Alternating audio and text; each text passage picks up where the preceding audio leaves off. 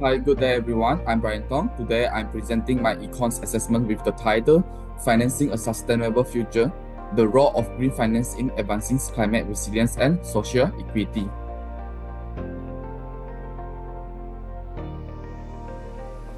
So in introduction, understanding sustainability in global context.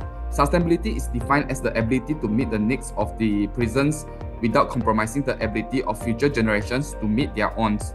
It is built on three core pillars: environmental protections, social equity, and economic development. As the world faces urgent challenges such as climate change, environmental degradation, and rising inequality, the needs to align economic system with SDGs has become increasingly critical. Among the many tools proposed to address these global challenges, green finance stands out as a promising solution. It represents a fundamental shift in how economic resources are allocated, with the goal of promoting environmental resilience, social inclusion, and sustainable growth.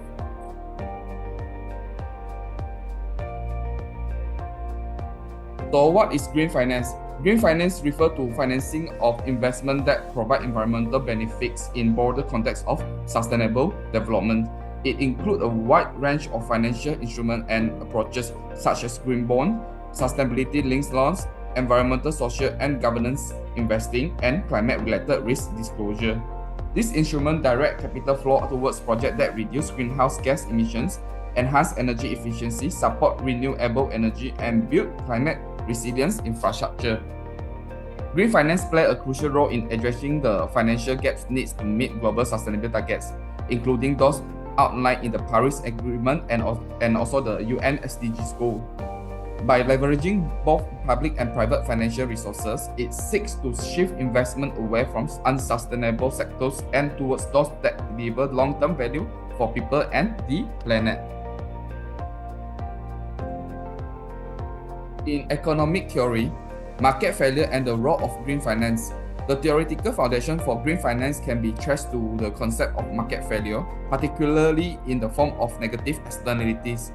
In traditional market system, environmental costs such as air pollution, water contaminations, and greenhouse gas emissions are not reflected in the price of goods and services. This leads to overproduction and overconsumption of polluting products, ultimately harming society and the environment. Green finance acts as a corrective mechanism by internalizing and externalities. For example, carbon pricing initiatives such as tax or emissions trading scheme place a financial cost on pollution. ESG investing channel capital into companies that prioritize long-term sustainability. Green bonds provide funds for climate-friendly infrastructure projects while promoting transparency and accountability. In doing so, green finance aligns financial incentive with environmental and social outcome, encouraging market to allocate resources more efficiently and responsibly.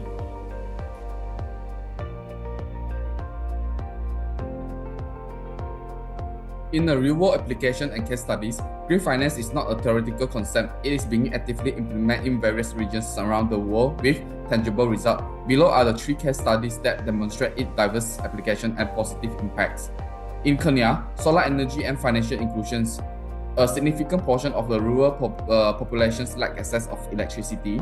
Green finance solutions such as mobile-enabled solar financing have helped close this gap. Companies like M-Copper have developed pay-as-you-go solar home system that allows households to access clean energy with affordable daily payments via mobile money platform like M-Pesa. This model has reduced reliance on kerosene and other fossil fuels, cutting emissions and improving indoor air quality. It has also supported financial inclusions, allowing low-income households to build credit history and access further financial services.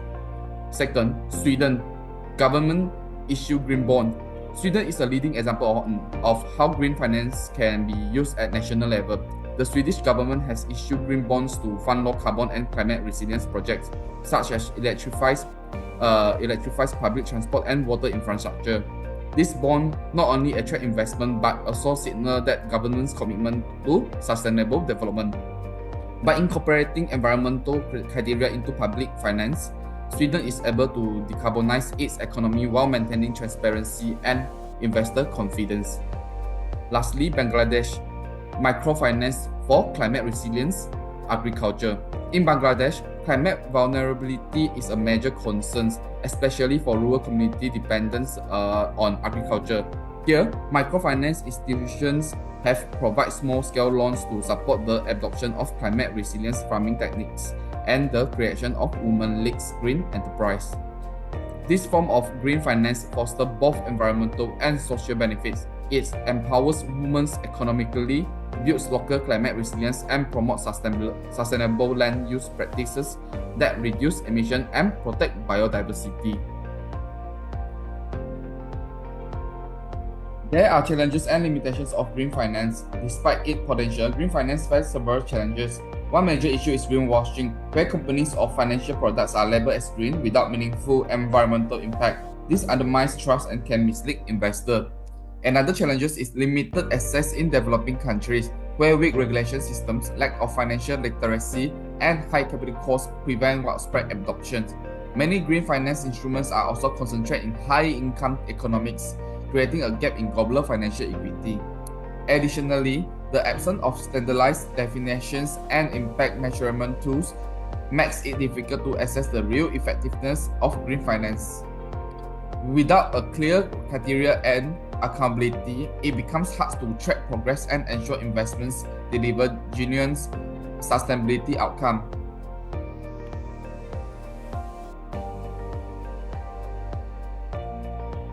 So let's talk about green finance recommendation and the way forwards. To unlock the full potential of green finance, several actions are needed. The first one is strengthen regulatory frameworks. Governments and international institutions should establish clear guidelines and taxonomies for green finance. This includes defining what qualifies as a green investment and enforcing reporting standards to reduce greenwashing. Second, build capacity in developing countries. Technical assistance, knowledge sharing, and concessional financing can help lower-income countries design and implement green finance initiatives tailored to their specific needs. Number 3, encourage public-private partnerships. Collaborative efforts between governments, investors, businesses, and civil society are essential for scaling up green finance.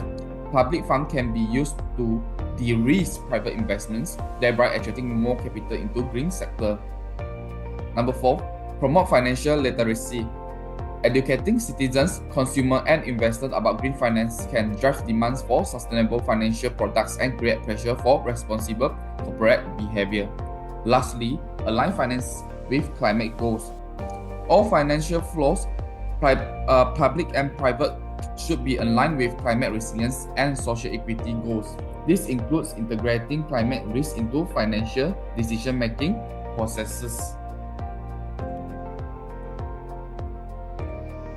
So in conclusion, green finance is more than a trend. It's a necessary evolution of global financial systems as the world faces the twin crises of climate change and inequality. Green finance offers a path forward by channeling resources into solutions that benefit both people and the planet. Through tools like green bonds, ESG investing, and inclusive microfinance, green finance can support low-carbon transitions, foster innovations, and empower vulnerable communities. But its success depends on transparency, access, collaborations, and board leadership. Economics, when guided by sustainability principles, become a powerful force for shaping a better world, one where prosperity, equity, and environmental health go hands in hands. Last but not least, we should build a sustainable future.